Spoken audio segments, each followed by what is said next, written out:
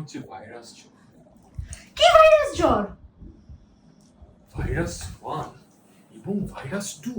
Guys, আমাদের চ্যানেলে কিন্তু আমরা তিনজন মানুষকে একটা ভাইরাস 1 এবং একটা ভাইরাস 2 গেম গিভঅ্যাওয়ে করতেছি।